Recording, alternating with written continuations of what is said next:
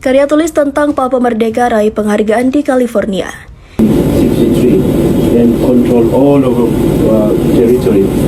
And some of them, they said, if you, when 1969 come, you have to vote for Indonesia. Agenda-agenda setting itulah yang akan mereka desain memunculkan isu tentang Papua. One where successive governments have ignored the horrendous human rights abuses committed against the West Papuan people by the Indonesian government. Saya sih tidak percaya itu, buktinya kan suara Jokowi kan besar di sana. Dan kebijakan mengenai contoh satu harga bahan bakar minyak BBM, itu kan telah menunjukkan pro rakyat Papua. Saya rasa kita mendengarkan gitu ya. Ada yang mengkritik kita terima, kita serap aspirasi dan kritikan itu tentunya gitu ya. Namun kalau misalnya salah dan tidak berdasar, kita jawab dengan tegas. Oh, itu salah. Ya, kalau bagi pemerintah, Papua harus menjadi wilayah Indonesia apapun caranya, ya, dengan secara militer, secara diplomasi dan sebagainya.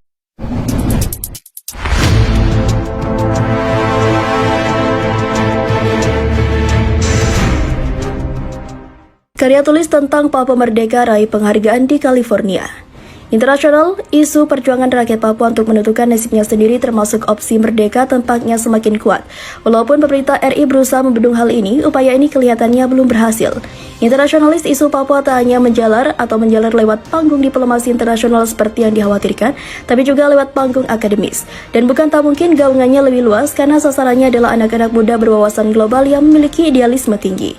Salah satu contoh adalah yang dilakukan oleh Titania Averly, siswa Pasadena College City di California. Ia terpilih menjadi salah satu siswa berprestasi yang diminta menampilkan karya tulis dalam mata pelajaran antropologi budaya dan konferensi tahunan ke-17 yang diselenggarakan oleh Honor Transfer Council di California. Atas sasaran gurunya, Dr. Derek Milne, Averly memilih topik tentang perjuangan rakyat dalam memperjuangkan penentuan nasib sendiri. Karya tulis tersebut ia presentasikan dalam bentuk poster, salah satu kategori yang dilombakan pada konferensi itu. Hasilnya, Averly memenangi penghargaan peringkatan ketiga. Dia menyajikan karyanya di konferensi itu dan terlibat dalam diskusi dengan puluhan siswa lainnya di Ballroom Pacific University of Irvine, California pada Sabtu lalu. Banyak yang tidak tahu tentang yang terjadi karena pemerintah yang telah melarang liputan jurnalis. Mereka melarang antropolog nyaris menutup dari dunia luar dan mendapatkan penyebaran berita tentang apa yang terjadi di sana. Kita bisa melihat sebuah budaya atau kebudayaan menuju kematian dengan apa yang terjadi di sana, kata Averly. Averly adalah salah satu siswa terpilih untuk seluruh negara bagi California yang ikut mengajukan diri untuk turut mengkonferensikan ini. Dalam sekolahnya sendiri, PCC ada 44 aplikasi yang diterima panitia. Mereka mengajukan diri, diminta mempresentasikan atau mempresentasikan hasil penelitian mereka. HTTC sendiri adalah sebuah organisasi nirlaba dan merupakan forum bagi direktur dan konselor program-program unggulan di berbagai pengalaman dan kesuksesan dalam menangani siswa-siswi bertalenta. Dalam konferensi, siswa-siswa dari Community College tingkat sekolah menengah atas diberi kesempatan untuk mempresentasikan penelitian mereka, meliputi apa yang mereka telah pelajari di kelas, termasuk mata pelajaran antropologi, sejarah, kimia, ekonomi, teknik, dan banyak lagi. Sebelum konferensi, mereka diharuskan memasukkan ringkasan karya tulis sepanjang 250 kata. Mereka juga terpilih diundang untuk mengikuti pelatihan yang didampingi koordinator program Honor Transfer PCC, Dr. Derek Milne. Penghargaan tertinggi dalam konferensi kali ini jatuh di Roswell Rivare yang memenangi Juan Lara Memorial Scholarship. Penghargaan kedua diberikan kepada Hannah Sethur, Presiden and Honor, yang menerima Exemplary Achievement Scholarship. Ia diganjar apresiasi bukan saja karena penelitian, tapi juga ada kepemimpinan dalam menghidupkan organisasi. Diangkatnya isu Papua ini, seorang generasi muda Amerika patut mendapatkan perhatian pemerintah Indonesia karena ia menunjukkan isu ini mempunyai daya tarik tersendiri. Citra rakyat Papua semakin sebagai rakyat yang tertindas tampaknya telah tersebar melintasi waktu benua. Pro kontra internasionalis Papua sendiri sudah cukup lama. Ada kesempatan kalangan menganggap dunia internasionalis ini tidak ada atau tidak akan laku di dunia internasional.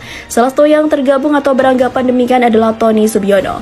Menurut dia, internasionalisasi isu Papua di Parlemen Uni Eropa tidak bergaung karena dinilai berpotensi merusak Comprehensive dan Partnership Cooperation Agreement antara Indonesia dan Uni Eropa. Ia menambahkan PCA RIUE merupakan perjanjian payung yang mengatur kerjasama kemitraan secara komprehensif, mendalam dan rinci antara RI dan UE. Hubungan Indonesia-UE pasca PCA akan diwarnai pengembangan hubungan yang lebih lembaga atau melembaga dan mencakup bidang kerjasama yang luas termasuk bidang politik, keamanan, counter terorisme, ekonomi, perdagangan, investasi, pendidikan, sosial budaya, serta berbagai bidang strategi yang menjadi kepentingan bersama. Sedangkan satu pihak cukup yang berpendapat internasionalis isu Papua tidak bisa dibendung.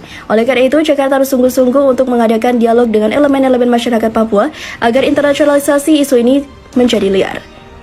Menurut dia, masalah integritas Papua ke dalam negara kesatuan Republik Indonesia berawal dari konferensi meja bundar pada tahun 49. Status Papua dilaksanakan sesuai dengan perundingan antara pihak Indonesia dan pihak Belanda. Lalu peristiwa Trikora yang kemudian memicu konflik Indonesia dan Belanda dimediasi oleh Amerika Serikat. Ketika beberapa tokoh organisasi Papua Merdeka melarikan diri ke luar negeri ke Belanda, Papua Nugini, dan Australia, itu sudah mulai menciptakan benih-benih. Kemudian KTT Melanesia Sperhegub 2015 itu juga merupakan bagian internasionalisasi masalah Papua, kata Cahyo.